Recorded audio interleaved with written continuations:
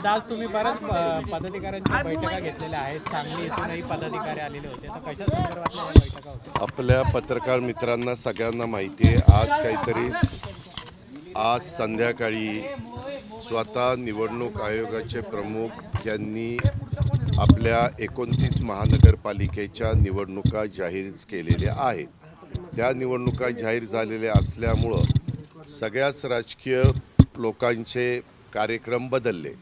आमचाही शेवटचा कार्यक्रम झाल्यानंतर मी माझ्या दुसऱ्या दौऱ्यावर जाणार होतो, परंतु मग मी इथं थांबलो. माझ्यानंतर मी सर्किट हाऊसला जाणार होतो, परंतु आचारसंहिता त्यांनी डिक्लेअर केली की सुरू होती. त्याच्यामुळे मग मी इकडं आलो आणि इकडं वेगवेगळ्या भागातले लोक, सोलापूर जिल्ह्यातले, आमच्या सांगली मिरज कुपवाड परिसरातले, पुण्यातले, पिंपरी चिंचवडमधले असे लोक येत होते, भेटत होते.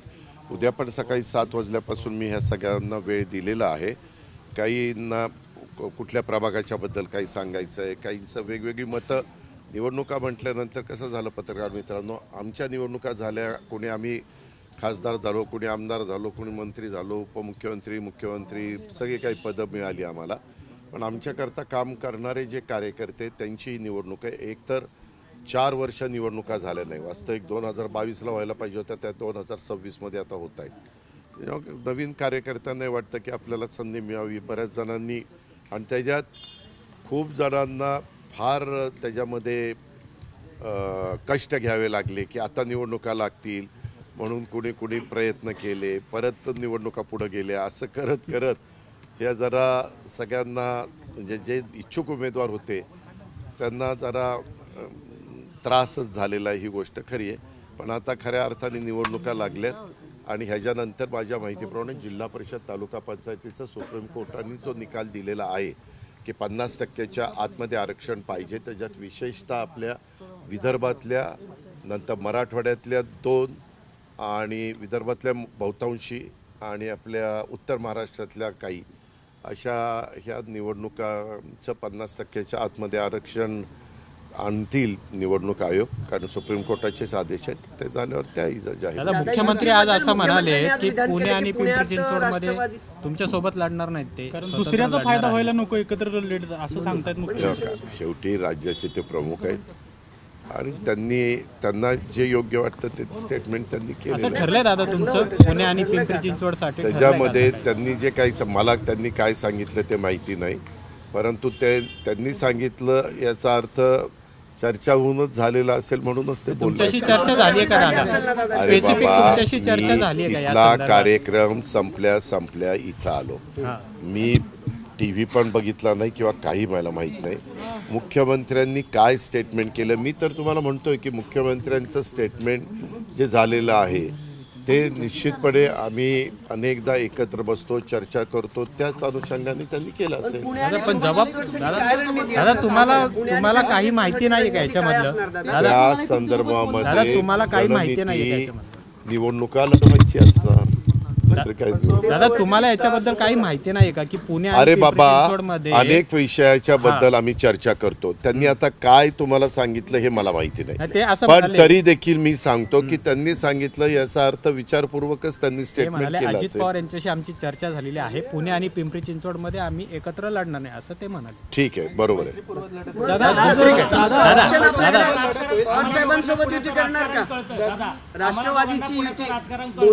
अरे बाबा, आत्ता निवडणूक जाहीर झाली, तुला काय जरा कळ काढ दादा. पेशन्स ठेव सारखं. त्यामध्ये ऐक ना, आता 4 वाजता का 5 वाजता डिक्लेअर झालंय. आता सगळीकडं त्याचा बोबाटा झालेला आहे. आता बरेच जण वेगवेगळ्या ठिकाणी उमेदवारी मागण्याचा प्रयत्न करतायत आणि वेगवेगळे पक्ष कसे प्रभाग स्ट्रॉंग होतील अशा प्रकारचा प्रयत्न करतायत. आता ते आम्ही काय केलं, मागे 15 वर्ष लोक महाविकास आघाडीमध्ये काम करत असताना आम्ही आणि काँग्रेसवाले काय करायचो, किंवा आमचे मित्रपक्ष शेका पक्ष होता तेव्हा, किंवा इतर RPI आठवले साहेब तेव्हा आमच्याबरोबर काही काळाचे होते.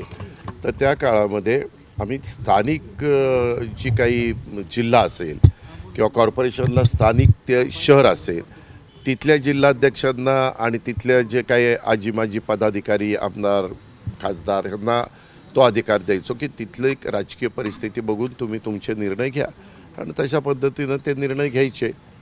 आणि निवडणुका व्हायच्या. दादा, महायुतीमध्ये जे नेत्यांमध्ये एकमेकांना घेतलं जाते, म्हणजे शिवसेनेचे पदाधिकारी घेतले जातात, भाजप शिवसेनेचे पदाधिकारी घेत आहे. आज देवेंद्र फडणवीस बोलताना असं म्हणाले की शिंदे आणि आमच्यामध्ये असं ठरलं की एकमेकांचे पदाधिकारी पक्षामध्ये घ्यायचं नाही. मात्र तुमच्या पक्षाबद्दल ते काय बोललेले नाही आहेत. आगामी काळामधले तुमच्या पक्षातले नेते पदाधिकारी सुद्धा घेण्यासाठी त्यांनी ग्रीन सिग्नल दिलेलं आहे. असं तुला ते म्हणले? इनडायरेक्टली तसं बोलले. शिंदेचं नाव त्यांनी घेतलं, तुमचं नाव नाही घेतलं. तुमचं नाव नाही घेतलं. मी त्याच्यामध्ये त्यांच्याशी बोलीन की बाबा असं पत्रकार मित्र विचारत होते, कारण माझं त्यांचं बोलणं काल आम्ही दोघं जण नागपूरहून येताना त्याच्या संदर्भामध्ये काही बोलणं झालेलं आहे. परंतु त्यांनी काय बोलावं तुमच्यासमोर हा त्यांचा सर्वस्वी अधिकार आहे. पण तुम्ही आता हे मला प्रश्नच विचारताय, तर त्याच्याबद्दल पत्रकार मित्रांनी पुण्याच्या अशा प्रकारचा प्रश्न विचारला, ते तुम्ही शिंदे साहेबांचं नाव घेतलं आणि माझं नाव घेतलं नाही. त्याच्यामुळं त्यांना एक बातमी त्याच्यातनं होऊ शकते किंवा तुमच्या कुणाच्या सूत्रांच्या माहितीनुसार ते अरे पण ते तसं बोलले, परंतु तुम्ही त्याचा अर्थ मराठी भाषेचा कसा अर्थ काढावा तसा काढता येतो. तुम्ही महायुतीमध्ये एक प्रमुख पक्ष आहात, शिंदेचं नाव घेतलं, तुमचं घेतलं नाही, त्याच्यामुळे ठीक आहे, मी विचारतो ना बाबा, विचारून सांगतो ना. शिवसेना असणार आहे, तुम्ही कोणाशी इतर पक्षांशी युती घेणार आहात? अजून मी ठरवलेलं नाहीये. योग्य वेळी योग्य निर्णय घेत. दादा, ही लढत ठीक आहे, उमेदवारी अर्ज भरायच्या आधीपर्यंत. दादा, ही लढत मैत्रीपूर्ण होणार आहे का? दादा, ही लढत मैत्रीपूर्ण होणार आहे का? चिंचवडचं राजकारण फार चांगलं कळतं. कोणाला? मुख्यमंत्री म्हणाले मला आणि अजित पवारांना पिंपरी चिंचवडचं राजकारण फार चांगलं कळतं. दुसऱ्यांचा फायदा होऊ नये म्हणून आम्हाला वेगळं लढायचं. ठीक आहे, मुख्यमंत्र्यांनी सांगितलं ना, मग मुख्यमंत्र्यांनी विचारपूर्वकच उत्तर दिलेलं आहे. तुमच्यामध्ये मैत्रीपूर्ण लढत त्यामध्ये तुम्हालाही माहिती आहे की 25 वर्ष ती महानगरपालिका मी सांभाळलेली. तुम्ही अनेक तेव्हा तुम्ही पत्रकार पण नव्हता, तुम्ही विद्यार्थी होता आणि त्याच्यातनं त्यावेळेस त्या शहराचा कसा सर्वांगीण विकास केला हे आपण सगळ्यांनी बघितलेलं आहे. परंतु दुर्दैवाने माझ्यातलेच बरेच जण 2017ला बाजूला गेले आणि त्यामुळं तिथं भाजपच महानगरपालिका आलेली आपण पाहिली. पण तुमचं काम आम्ही बघत होतो, म्हणजे अनेकदा पिंपरी चिंचवडमध्ये तुमचं नाव घेतलं जायचं. आता पिंपरी चिंचवडचे कार्यकर्ते म्हणतात की दोन्ही राष्ट्रवादी एकत्र लढू. आता तुम्ही त्यांना नाही सांगणार? कुणाला सांगणार? पिंपरी चिंचवडचे त्यांचे कार्यकर्ते म्हणतात की आम्ही दोघं एकत्र लढू. अरे, मी मगाशी काय तुम्हाला सांगितलं की आम्ही महाविकास आघाडीमध्ये साधारण त्या जिल्ह्यावर अधिकार द्यायचो. आता जिल्ह्यात कोण कोण काय काय ठरवतंय ते माझ्याकडे माहिती येईलच ना. दादा, आज दिल्लीत काँग्रेसचा मोर्चा निघाला होता वोट चोरीच्या विरोधात. त्या मोर्चामध्ये मोदी तेरी कबर खुदेगी, आज नाही तो कल खुदेगी, अशा प्रकारच्या घोषणा देण्यात आल्यात. हे सांगू का, स्वर्गीय यशवंतराव चव्हाण साहेबांनी तुम्हाला मला जो सुसंस्कृतपणा शिकवला आणि राजकारणामध्ये सत्ताधारी विरोधक हे चालत असतं, परंतु पातळी कुठली ठेवायची असते ह्याचं भान सर्वच राजकीय पक्षांनी ठेवलं पाहिजे. वास्तविक आज देशाचे ते पंतप्रधान आहेत. देशाच्या पंतप्रधानांच्या बद्दल अशा प्रकारचे अतिशय ही विकृतीच म्हणावी लागेल, विकृत भाषा वापरायची, विकृतपणा दाखवायचा, हे काही बरोबर नाही आहे. ही आपल्या भारताची संस्कृती नाही, ही आपल्या भारताची परंपरा नाही आहे. हे जे वास्तविक त्यांनी हे जे कोणी वक्तव्य केलं त्याच्याबद्दल ताबडतोब त्या पक्षाच्या लोकांनी सांगितलं पाहिजे, त्याच्याबद्दल माफी मागितली पाहिजे, दिलगिरी व्यक्त केली पाहिजे. आणि अशा वक्तव्याशी आम्ही अजिबात सहमत नाही आहे. शेवटी ते देशाच्या 140 कोटी जनतेचे पंतप्रधान आहेत, त्यांचा आदर आपण सगळ्यांनी केला. पिंपरी चिंचवड आणि पुण्यामध्ये दादा, महापालिकेत अनेक ठिकाणी मुंबई असेल, पुणे असेल, दोन्ही ठाकरे बंधू एकत्र आल्यानंतर महायुतीला तोटा होईल असं बोललं जाते. तुम्हाला वाटतं असेसमेंट काय तुमचं? महायुतीला तोटा होईल असं बोललं जाते, जर दोन्ही ठाकरे नुकसान होईल. नाही, कोणी एकत्र आलं आणि कोणी विभक्त राहिलं तरी शेवटी जनतेच्या मनात जे असतं ते घडत असतं. जनता जनार्दन हे सर्वस्व आहे, ते ठरवतात कुणाचं बटन दाबायचं आणि कुणाला निवडून आणायचं. काय होतं, मी अलीकडे एक बघितलं की निवडून एखादा पक्ष आला आणि त्यांना योग्य वाटलं तर ते म्हणतात की हे चांगलं आहे काय तुमचं EVM चांगलं आहे. अरे काय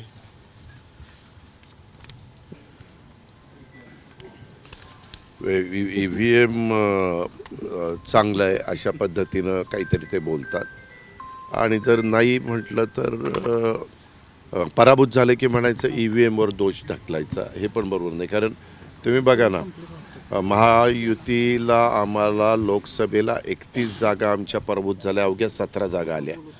त्यावेळेस त्यांना सगळ्यांना EVM चांगलं वाटलं. आम्ही EVM बद्दल काही बोललो नाही, कारण तो जनतेने दिलेला कौल होता. परंतु तोच लाडक्या बहिणींच्या निर्णयामुळं आणि शेतकऱ्यांच्या निर्णयामुळं बदल झाला 5 महिन्यांनी की लगेच EVMला दोष द्यायला सुरुवात केली. पण एक गोष्ट मी मान्य करील, काही काही ठिकाणी दुबार नावं, तिबार नावं किंवा एका मतदारसंघातली नावं दुसऱ्या भागात अशा गोष्टी झाल्या आणि त्याचा अनुभव सगळ्यांनीच घेतला. म्हणजे याच्याबद्दल मी रवींद्र चव्हाण साहेबांचं पण स्टेटमेंट ऐकलं. माझ्याकडं पण बऱ्याच तक्रारी आल्या. मी पण माझ्याकडे तक्रार आल्यानंतर त्या जिल्ह्यातल्या जिल्हाधिकाऱ्यांना सांगायचो की तपासून घ्या, किंवा माझ्याकडं पण काही असे पुरावे दाखवले गेले, फोटो तोच पण 3 ठिकाणी 3 नावं, उगीच किरकोळ असा बदल अशाही पद्धतीनं झाल्या. आमचं म्हणणं की असं ज्यावेळेस होतं त्यावेळेस याद्या बनवणाऱ्या अधिकाऱ्यांनी आणि निवडणूक आयोगाने त्या पूर्णपणे पारदर्शक कशा राहतील, त्याच्यामध्ये कधीकधी समजा एखादा एरिया मला मतदान करणारा नसेल तर तो अख्खाच्या अख्खा उचलतात आणि शेजारी देतात टाकून आणि तेवढी नावं कमी करतात. आणि मग ज्यावेळेस वोटिंगच्या वेळेस तो मतदार जातो त्याच वेळेस त्याला कळतं अरे माझं नाव नाही, मग कोणतरी सांगतं अरे तुझं नाव पलीकडं आहे. असं पण होता कामा नये. लोकशाही पद्धतीनं संविधानाने जो अधिकार आपल्याला दिला त्या पद्धतीनं निवडणुका व्हाव्यात, हे माझंही स्पष्ट मत. दादा, पुणे आणि पिंपरी चिंचवडमध्ये मैत्रीपूर्ण लढत होणार आहे का भाजप आणि तुमच्यामध्ये? पुणे आणि पिंपरी चिंचवडमध्ये अरे त्याच्या संदर्भात तूच म्हणतो की मुख्यमंत्र्यांनी असं त्यांनी पण उत्तर दिलं. म्हटलं, ते म्हटले आता की मग मैत्रीपूर्ण मुख्यमंत्री आज सर्वसेर्व आहेत भारतीय जनता पक्षाचे, त्याच्यावर त्यांनी सांगितल्यावर तसंच होणार ना. तुम्ही राष्ट्रीय अध्यक्ष आहेत तुमच्या पक्षाचे, म्हणून तुम्हाला त्या संदर्भात मुख्यमंत्र्यांनी सांगितलेलं तेच फायनल असेल. त्या संदर्भात मी ह्यावेळेस काही करून पिंपरी चिंचवड महानगरपालिका राष्ट्रवादी काँग्रेस पक्षाची आणण्याच्या करता मी माझं सर्वस्व पणाला दादा लावणार. बंडू अंधेकर जनतेवर विश्वास आहे. दादा एक फाईल पास झालेले ज्यामध्ये स्टॅम्प ड्युटीचे काही तक्रारी असतील ते उच्च न्यायालयात केले जायचे, आता महसूल मंत्र्याकडे केले जाते. मग या सगळ्यांकडे असं पाहायला जातं की ज्या मीडिया केसमध्ये आहे ते फार पॉवरला वाचवलं जातं. सामाजिक कार्यकर्ते याच्याकडनं बोलले ठेव का कुणी काय बोलावं हा प्रत्येकाला बोलण्याचा अधिकार आहे. परंतु आम्हाला अनेकदा तक्रारी आलेल्या होत्या की एखाद्या जमिनीची नोंदणी करत असताना त्याच्यावर जेवढं काही स्टॅम्प ड्युटी भरायला पाहिजे तेवढी भरली जात नाही आणि मग ते पार डायरेक्ट जातं कोर्टाकडं. वास्तविक सहकारामध्ये जसं एखादी गोष्ट त्या खात्याच्या वरिष्ठ अधिकाऱ्यांनी वेगळी काही केली तर त्याच्याबद्दल मंत्र्यांना हेरिंग घेण्याचा अधिकार असतो, तो अधिकार ठेवला. आणि त्याच्यानंतर त्यांनी कुठलाही निर्णय दिला तर महसूल मंत्र्यांच्या निर्णयाच्या विरोधात तुम्हाला हायकोर्टामध्ये जाण्याचा अधिकार आहेच. तो अधिकार कुणी काढून घेऊ शकत नाही. पण आज दादा, अनेक अंधेकर अधिकाऱ्यांनी टोळीचा आंदोलन म्होरक्या केलेलं आहे बंडू त्या अंधेकरला. विरोधामध्ये. अनेक महसूल अधिकारी आहेत, कर्मचारी आहेत, त्यांनी आज आंदोलन केलेलं काय? आहे या निर्णयाच्या विरोधामध्ये. काय कारण आहे? अरे काय कारण आहे? जो अधिकार निलंबित केले तहसीलदारांच्या अरे बाबा समर्थनार्थ तू ना वेगळं सांगतो. सूर्यकांत येवलेंचं जे त्याच्यामध्ये तू वेगळं सांगतोय, हे वेगळं सांगतायत. जो निर्णय आपल्या विधिमंडळाने घेतला, दोन्ही सभागृहांनी घेतला, त्याच्यात ते बिल पास झालंय.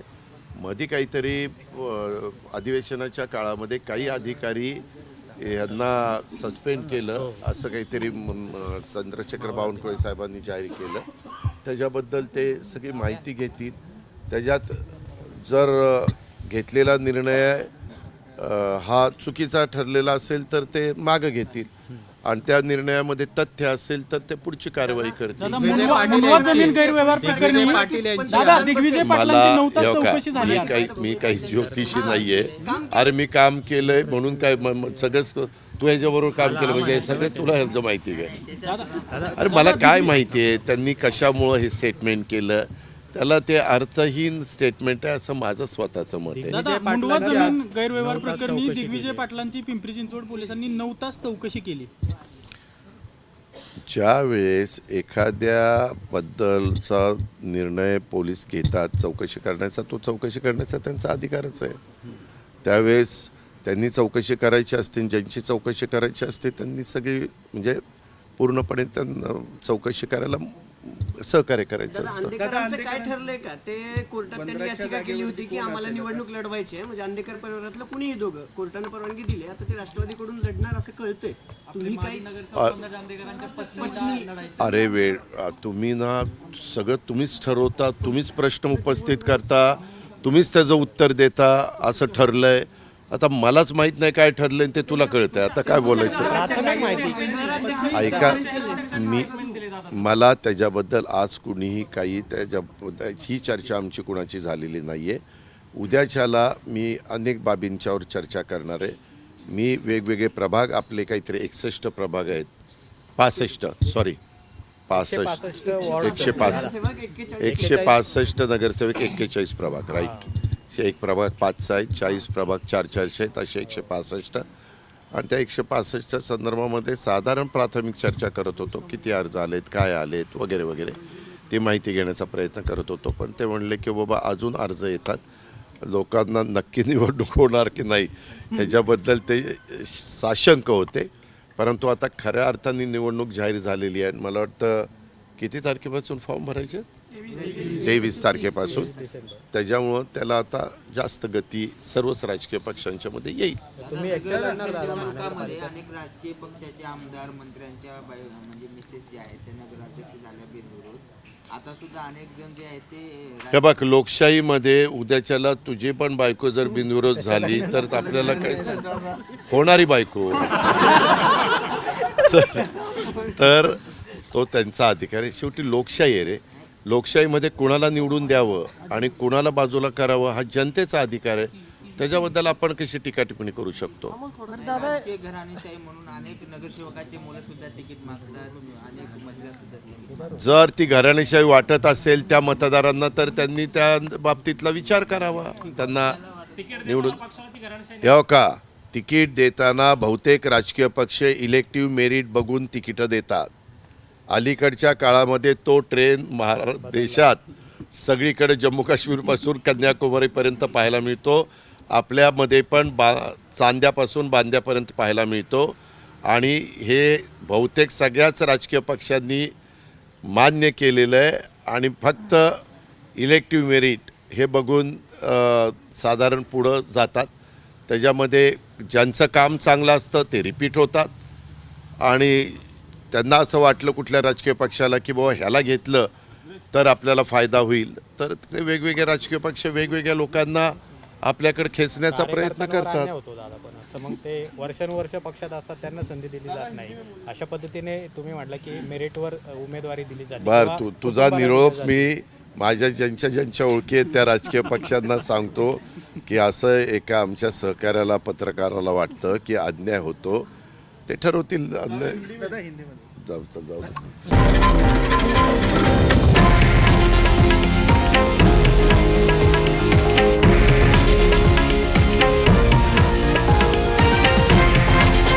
हे आहे देशातील नंबर 1 न्यूज नेटवर्क आणि आपण पाहत आहात TV9 मराठी, एकमेव.